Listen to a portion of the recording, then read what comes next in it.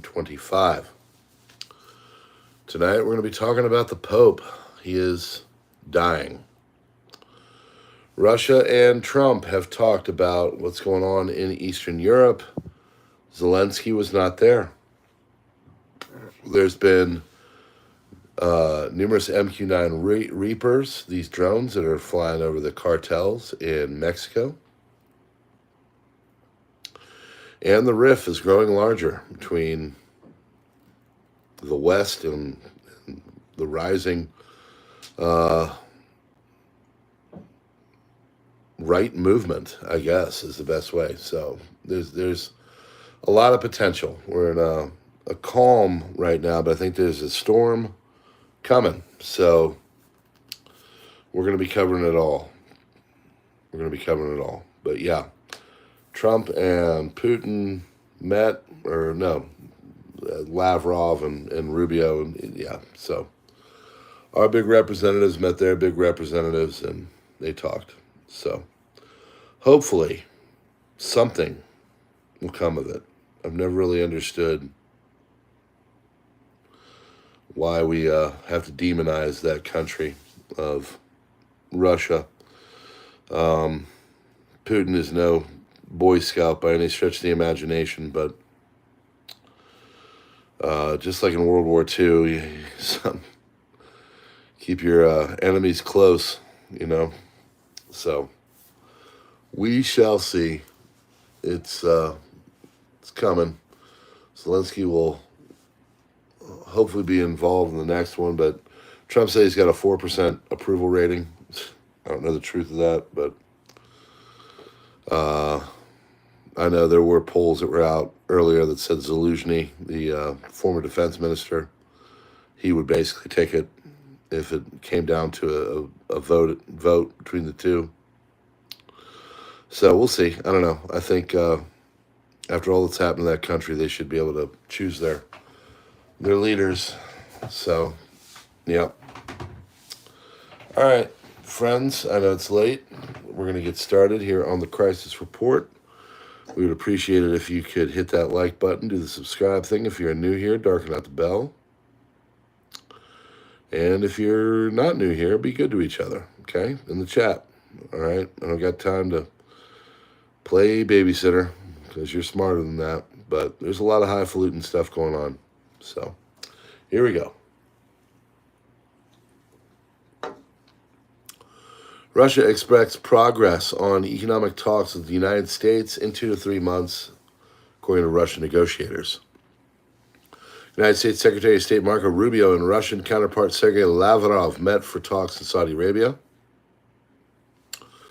U.S. judge refuses to block Elon Musk's Doge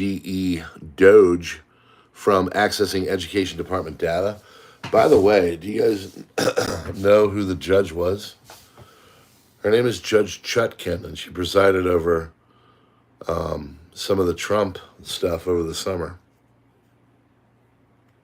So we'll see where things go. Russia says Putin ready to talk to Ukraine Zelensky if necessary. Excuse me. Yep. Russia says Ukraine has a right to join the EU, but not NATO.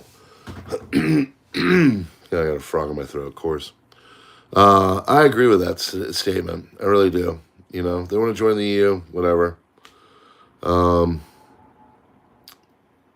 NATO is, joining them just means basically a fight's coming. So don't do that. Philippine Coast Guard condemned dangerous maneuvers by a Chinese Navy helicopter Tuesday as it flew between 3 meters, 10 feet of a surveillance flight carrying a group of journalists over the contested Scarborough Shoal. Yep. Vatican cancels hospitalized Pope's weekend events. See, problems. Visa MasterCard may soon try to return to Russia, according to lawmakers. It's good. There's money to be made. NASA quietly increases the chance of a city-destroying asteroid, wonderful, hitting Earth in 2032. Space Agency predicts that the asteroid 2024 YR4, that is its name, has a 1 in 38 or 2.6% chance of hitting us. Okay.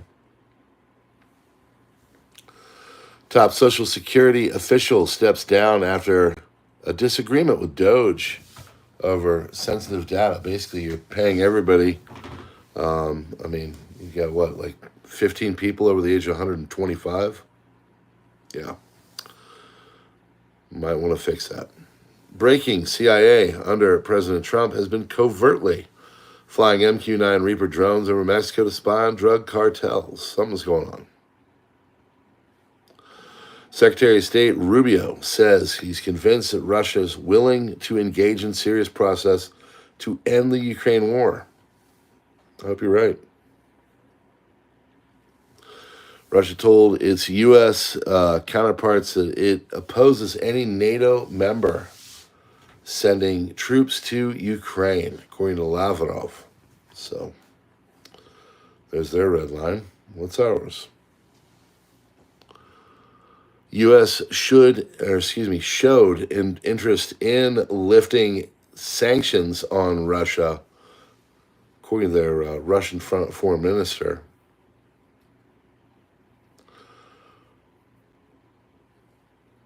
Breaking: U.S. appeals court blocks Biden-era student debt relief plan.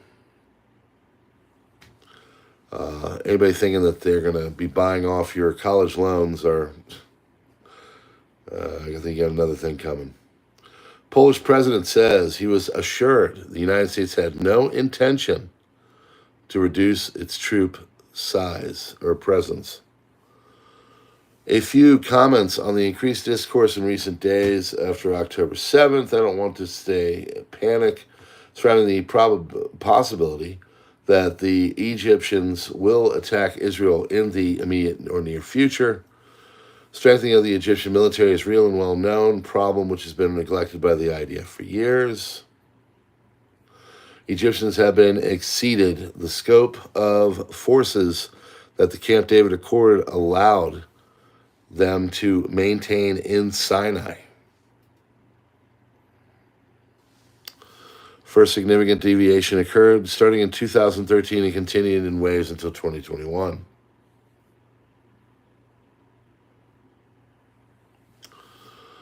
Well, where'd we go? There we go. A few comments on increased discourse in recent days. Strengthening of the Egyptian military is a real and well-known problem, which has been neglected by the IDF for years, if not decades or longer. Only in the last year have we even seen that there has been real awareness of the challenges and begun to receive attention from the system. Egyptians have been exceeded the scope of forces that the Camp David Accords allow them to maintain in Sinai, and absurdly, they did so, at least partially, with Israel's approval. First significant deviation occurred starting 2013, continued in waves until 2021, under the pretext of combating the ISIS branch in Sinai. Second significant deviation occurred at the beginning of the current conflict between Egypt, brought its military forces closer to the border of Gaza. Egypt dug underground passages under the Suez Canal, which allow the Egyptians' army to cross the canal with large forces. Recent days, there have been worrying statements by several senior Egyptian officials, mainly second tier.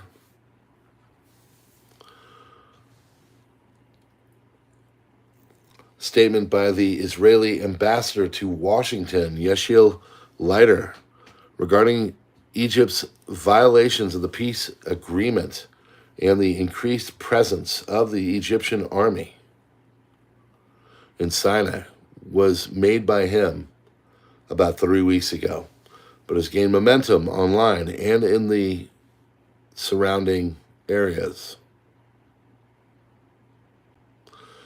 IDF has relatively good response to regular attack by the Egyptian army through its armored divisions. And the bottom line is that the strengthening of the Egyptian army and the presence of Sinai are real problems. But in recent days, no unusual event has occurred on the ground that would justify an extraordinary fear of immediate attack. However, October 7th, IDF must be prepared for any extreme scenario at any moment, even if the likelihood seems supposedly low. Trump's ultimatum to the Lebanese government. He said that he's demanded the deployment of Lebanese armed forces and the disarmament of the militias should happen, or better happen. If this is not done, international forces will be sent to implement UN resolutions. Israeli Security Cabinet met last night, decided to advance the Israeli proposal to bring mobile homes and engineering equipment to Gaza Strip in exchange for the return of more hostages. Egyptian Foreign Ministry has officially announced that the emergency Arab summit in Cairo has been postponed to February 27th. Rubio and Lavrov agreed to cooperate on economic opportunities that could emerge after a settlement on Ukraine. Denmark will spend 50 billion or 7 billion of, American style to rearm its military. Initially, Danish government wanted to allocate more money to the fund, but European arms manufacturers are having a hard time keeping up with the demand.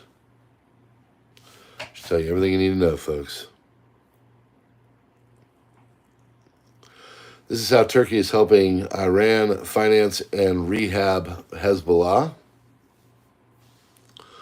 Since the blow back there on that fateful day, the smuggling route was based on planes from Iranian company, Mahan Air.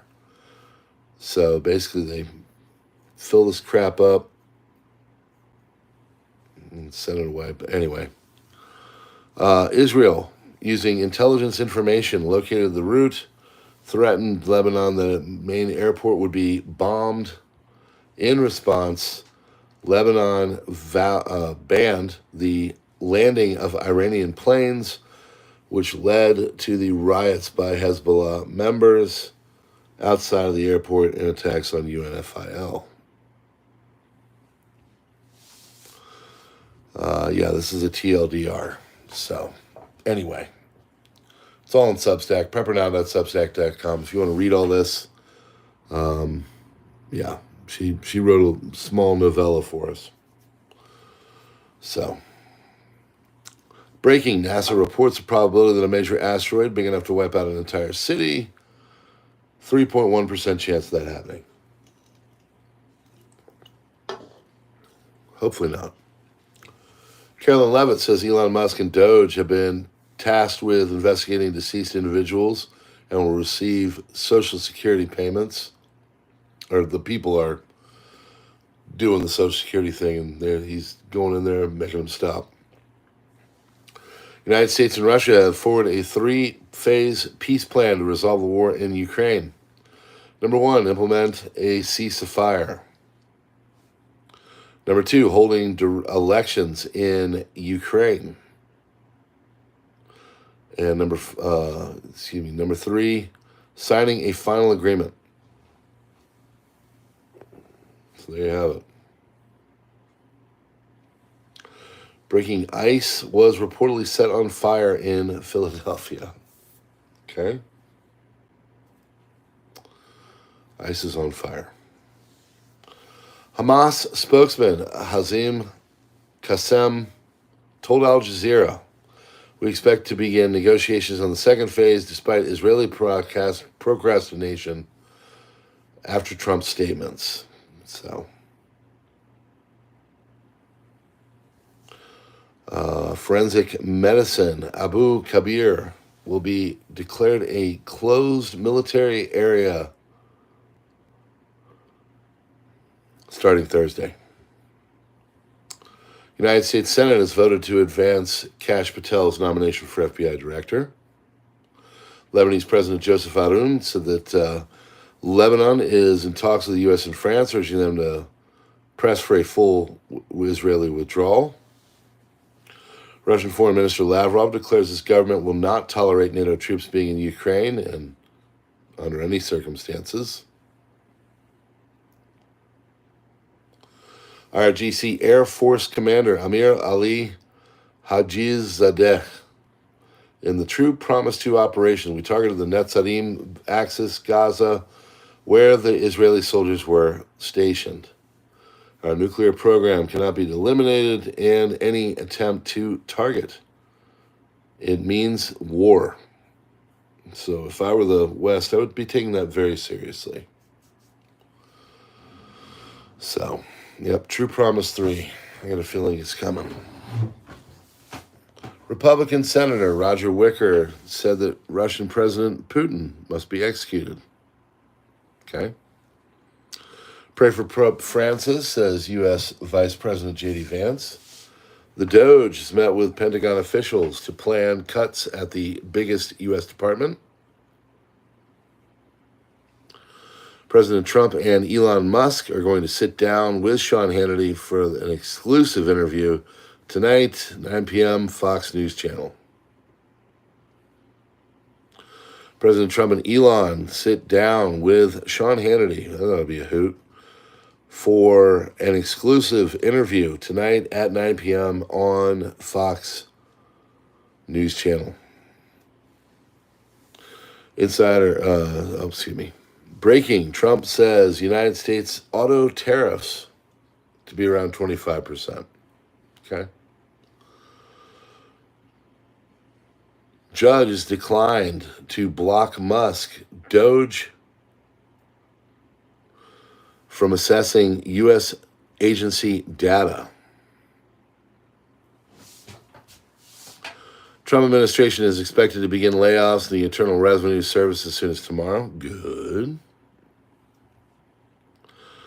Shelter-in-place order at Jenkinstown, Pennsylvania, 10 miles north of Philadelphia, after a massive fire at SPS Technologies. An aerospace manufacturer witnesses report an explosion triggered the incident, releasing chemical toxins.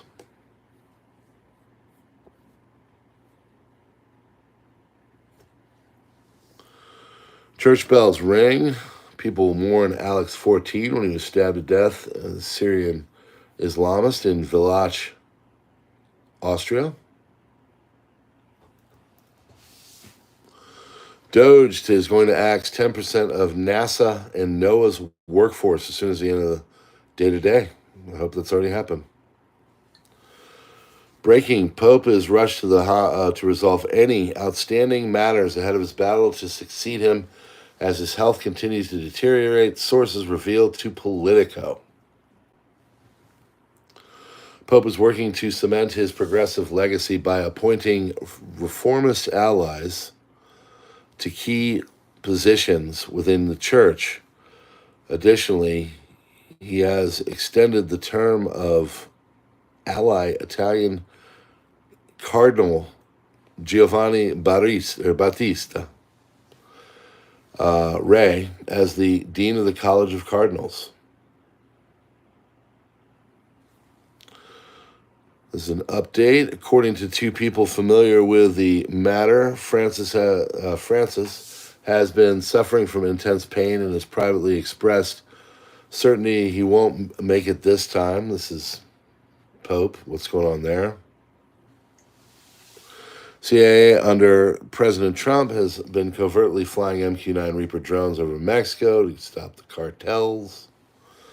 EU will eventually have to be at the beginning, talk some of the point, because they have sanctions on Russia, Secretary of State Marco Rubio said.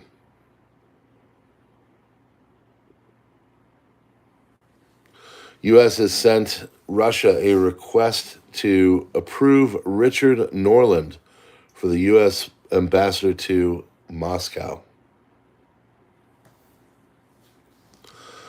U.S. military announced that 2 B-52 bombers flew over the Middle East yesterday, accompanied by F-15 jets, and that the flight included refueling and dropping live ammunition.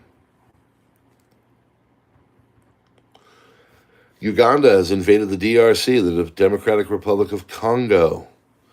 the UPDF special forces are reportedly on the move towards Bunia and capital of the Ituri province. Local media filmed the Ugandan special forces on the move inside Ituri province, DRC,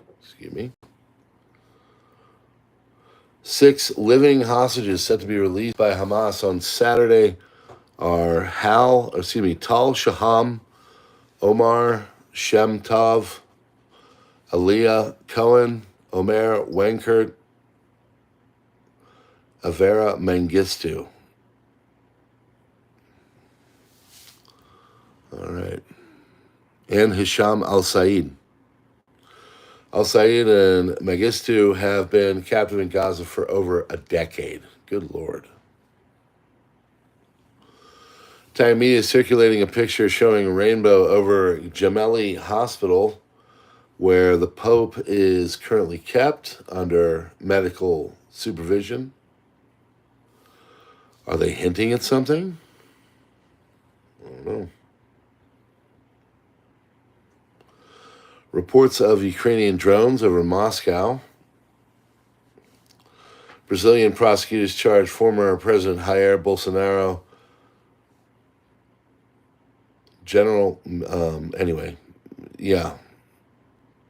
That's the latest on him. So, we'll see. Elon Musk says he and President Trump will discuss a Doge dividend, a tax refund that would be sent to every taxpayer. Elon Musk warns that the United States is heading for bankruptcy unless $1 trillion is slashed from the deficit. How do we do that? Well, we sit back and let him do his thing. Elon Musk issues a profound statement defending Bobby Kennedy Jr. Whoa. Elon Musk issued a profound statement defending Bobby Kennedy Jr. I think he's unfairly maligned as someone who is anti-science, but I think he isn't. He just wants to question the science, which is the essence of the sciences, or science. Scientific method fundamentally is about always questioning the device.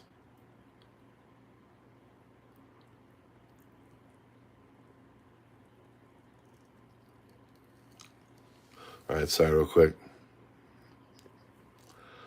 There we go. Trump's border czar, Tom Homan, goes on Fox News to brag about the daily U.S. border encounters that have dropped to 229 from like 600 to 1,000. Concurrently, daily deportation arrests numbers have also dropped below 600.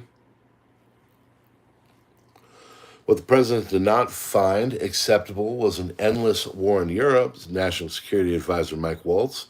President Trump has shifted the entire global conversation from not if the war is going to end, but just how it is going to end.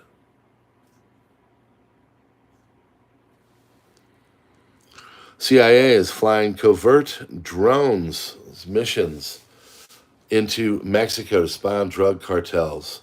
CIA under President Trump has been covertly flying MQ-9 Reapers drones over Mexico to spy on the cartels. Current and former officials familiar with the matter told CNN part of Trump's dramatic reorientation of national security assets.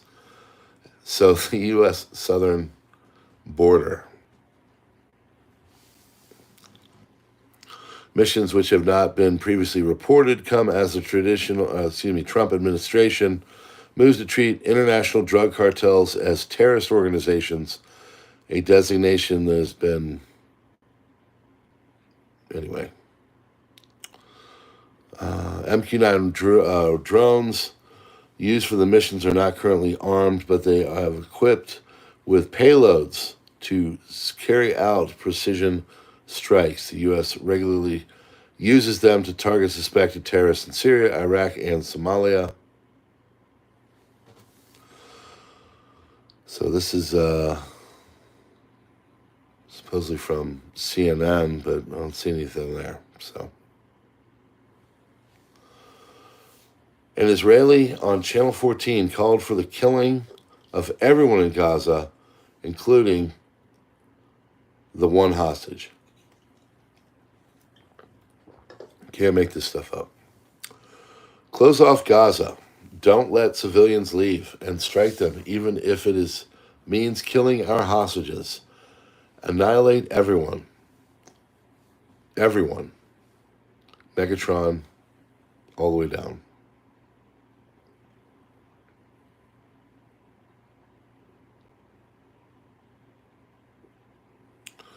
U.S. is likely preparing to strike targets in Mexico. CIA has been secretly deploying MQ-9 Reaper drones. It's a big story. Is that it? Are we done? Oh my gosh. Yep, that's your crisis report for February 18th, 2027. We got links in the description. We got SubscribeStar. We got locals. Just love to have you. Come on over. Become a member of one of those. It's free if you want. But, yeah, we're going to wrap it up right there. I appreciate you being here. God bless you all. Stack, stock, stick to the plan. Keep it on the swivel when you powder dry. And we appreciate you coming by the Crisis Report by PrepperNow. Thank you.